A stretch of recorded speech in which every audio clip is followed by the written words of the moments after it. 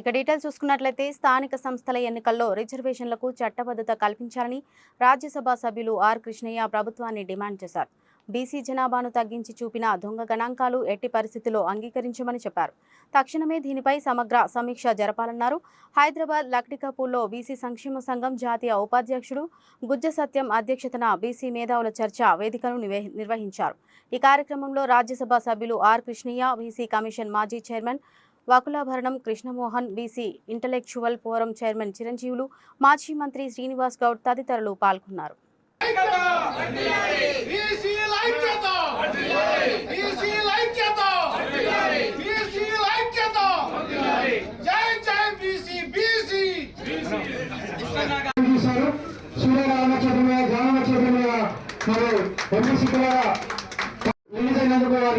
ప్రత్యేక శుభాకాంక్షలు. అన్నగారికి గుజరాతన్న గారికి ఇలాంటి కార్యక్రమాలు చేసినందుకు వారికి ఒకటి రాష్ట్ర ప్రభుత్వము కులగణన చేసింది, మేము అందుకు అభినందిస్తున్నాం.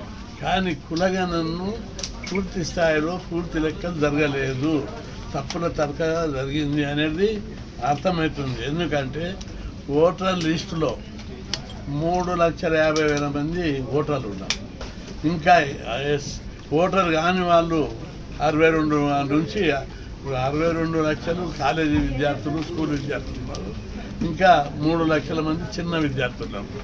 అంటే ఎటు కోణంలో ఆధార్ కార్డు చూసినా, ఓటర్ లిస్టు తీసినా 4 కోట్ల మందికి పైగా రాష్ట్ర జనాభా ఉంటే వీళ్ళ లెక్కల ప్రకారం 3,50,00,000 వరకే దాదాపుగా తీశారు.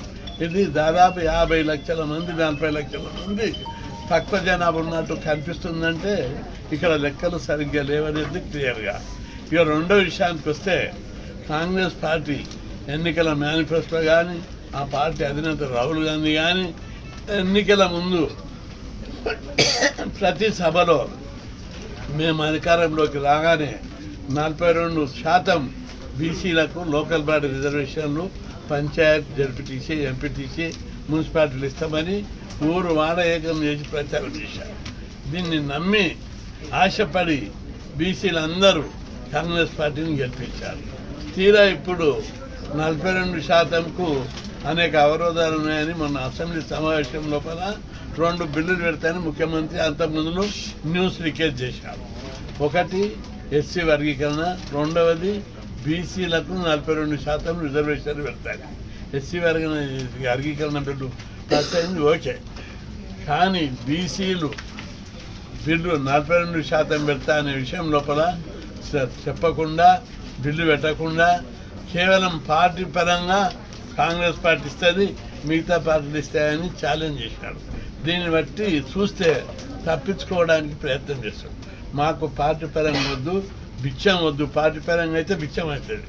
చట్టపరంగా అసెంబ్లీలో బిల్లు పెట్టి బీసీలకు లోకల్ బాడీ రిజర్వేషన్లు, పంచాయత్, మున్సిపల్ రిజర్వేషన్లో 42% డిసైడ్ చేసి అసెంబ్లీలో చట్టం చేయాలి.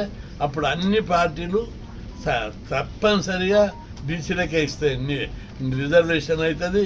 ఆ రిజర్వ్ స్థానాల్లో అన్ని పార్టీలు బీసీలో పెడతాయి.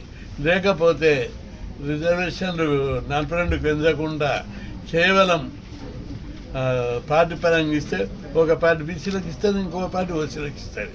అప్పుడు డబ్బున్నటువంటి ఓసీలు గెలుస్తారు, డబ్బు లేనటువంటి బీసీలు ఓడిపోతారు. ఇది వద్దా పద్ధతే వద్దు.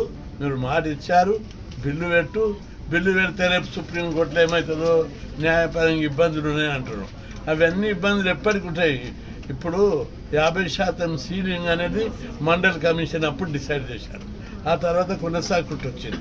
ఈడబ్ల్యూసీ అగ్రకులాల్లోని పేదలకు 10% రిజర్వేషన్ పెట్టేప్పుడు సుప్రీంకోర్టు ఏమన్నది, 50% సీలింగ్ అవుట్డేటెడ్, ఆ క్యాప్ ఎప్పటికి ఉండదు, ఆ గరిష్ట పరిమితి ఎత్తేస్తున్నాం, 60%కు వీళ్ళకి 10% మేము ఇస్తామని చెప్పి తీర్పిచ్చింది సుప్రీంకోర్టు.